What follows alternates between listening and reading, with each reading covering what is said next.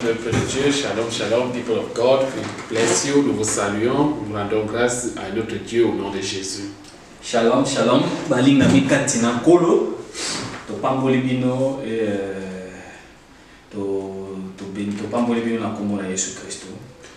Oh, today is a variety, we will be traveling to Kinshasa. Lelo toko voyager toko matina Kinshasa na kanali ya Lingala. For those of you who enjoy the language Lingala, we are today with our brother Pastor David.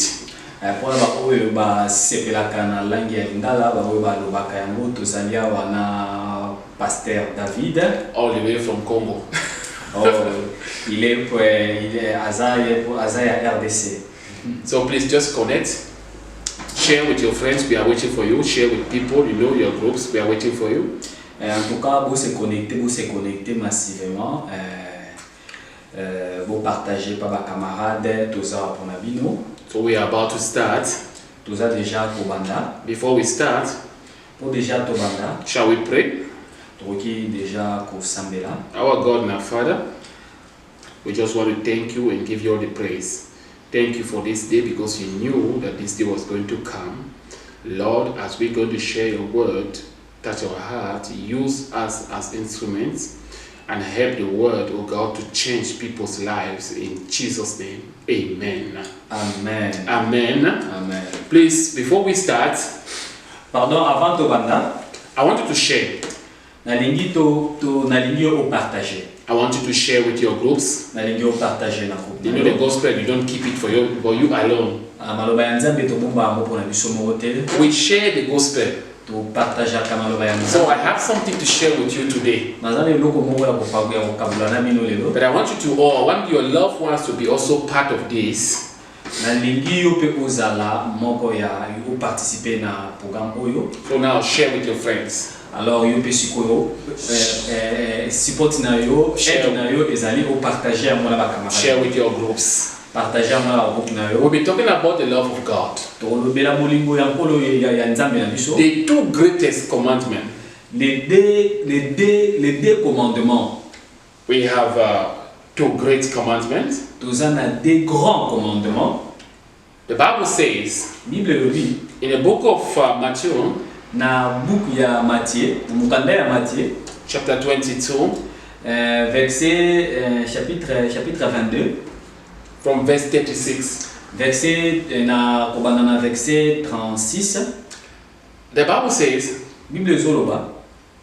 This was a question that was asked to Jesus. On est à la question bande kotuna Jésus Christ. In verse 36, na verset 36, the question was this way. Master, Maître, which is the great commandment in the law? Nini ezali commandement ya munene na loi. And verse 37, brother. Alors na verset 37, the Bible says, Jesus said to him, Yesu Kristo alobi na ye, you shall love the Lord your God okolinga Nzambe with all your heart, na motema na mobimba, with all your soul, na amna yo nyonso mobimba, and with all your mind. Pe na makanisi na yo nyonso to. Love your God. Linga Nzambe na yo. This program, oyo, we decided to share with you. Tolingaki to partager mo na yo. Concerning the love of God, the two great commandments. Donc concernant les deux grands commandements, il y a Jésus Christ a we don't break the protocols. To bouki protocole te with the word of God. To saka na kati ya Nzambe. We don't overlook. To kei musika na ngote. We don't pretend as if we don't see. Donc tozo lobate lokola to monite. It is very clear. Is that clear? That the Bible, the question was asked to Jesus. Question batunaki Jésus Christ Yesu Christ question. Which one is a great commandment? Nini ezali commandement ya monene. And he said one of them is, alors moko na yango ezali love the Lord your God. Linga Nzambe na yo, not with part of your heart. to tena ndambo ya motema na yo, not with a quarter of your heart. Tena mwa point mo boye ya motema na yo. Now I want to explain something to you. Na lingine expliquer eloko moko. The Bible says with all your heart. Biblia elobi na motema na yo mobimba. It simply means that elingi kolakisa you cannot say I love God but. You cannot say I love God but. The Bible says with all your heart. It simply means that there's no space for any other things in your heart. I want to explain something to you. I am not saying you're not going to love your wife. You are not going to love your neighbor. If you read verse 38, it says this is the first command, the first and great commandment. And he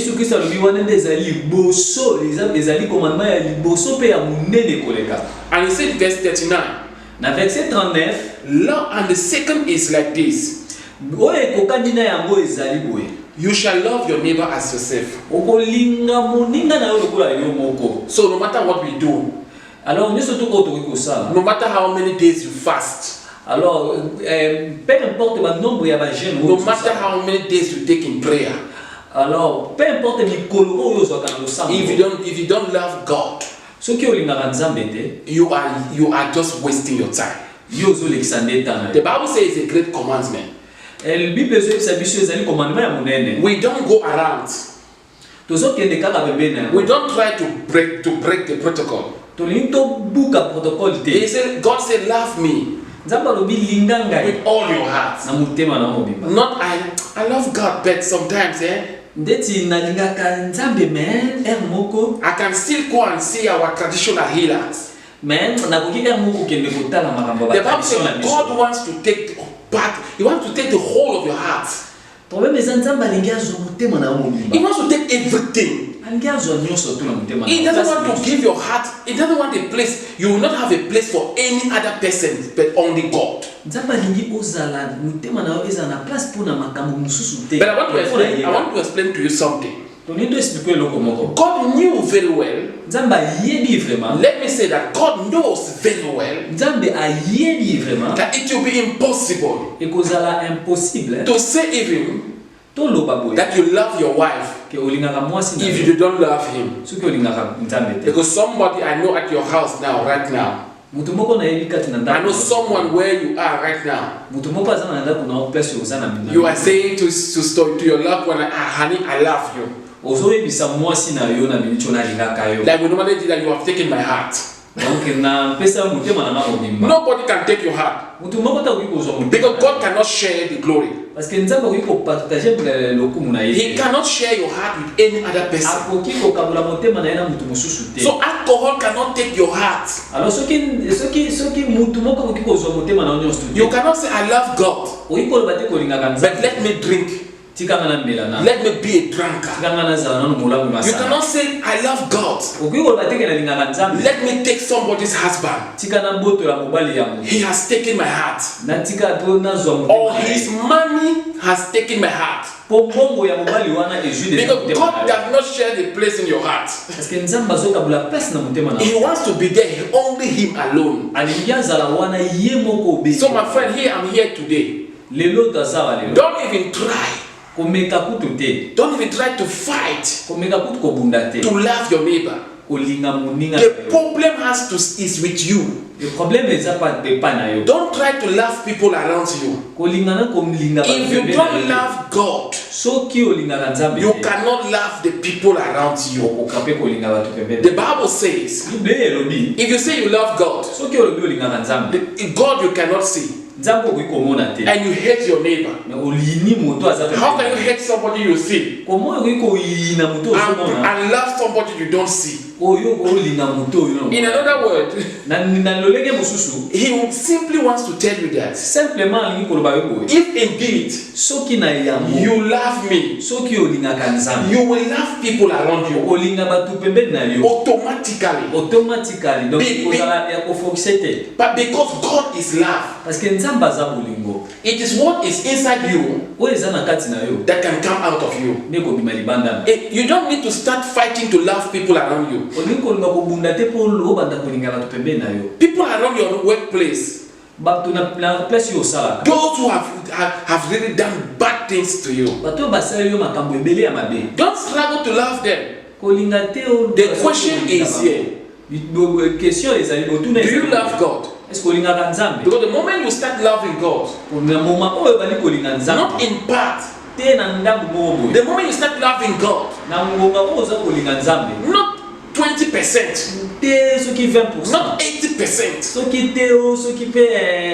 You will, when you love God 100%, with all your heart, nobody will ask you to love your neighbor. Nobody will preach to you about loving your neighbor. Nobody will preach to you not to beat your wife. Because they are trying to tell you that stop beating your wife. Love your wife. My brother, I want to tell you that you cannot love your wife if you don't love God.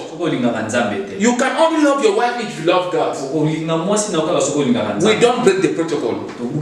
So today I want to draw your attention. We will not take much of your time. I want you to change your mindset. I want you to love God. And you ask me the question, Pastor, how do I love God? What do you mean loving God? Pastor, God has my heart. I go to church on Sunday. I read my Bible. I do everything. So what do you mean?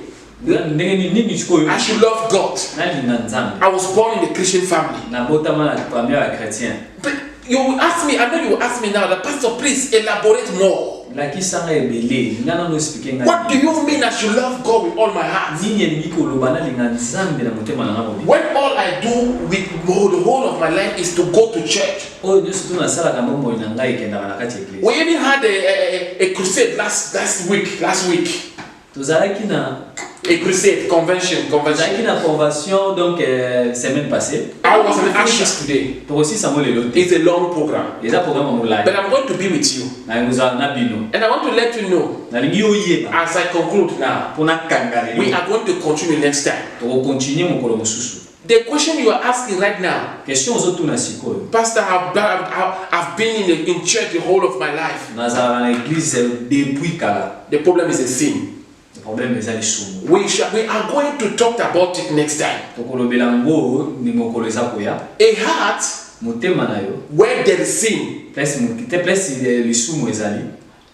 heart does not love God at 100%. Next time we are going to talk about it. Get yourself ready. We have just started, but I can assure you, wherever you are, whatsoever has been stopping you from loving God 100%, right now, I break it in Jesus' name. In Jesus' name. In Jesus' name. You are blessed. Enjoy the program. Please invite your friends. Next time, same place, same time. God bless you. God gives you His wisdom. In Jesus' name. God bless you.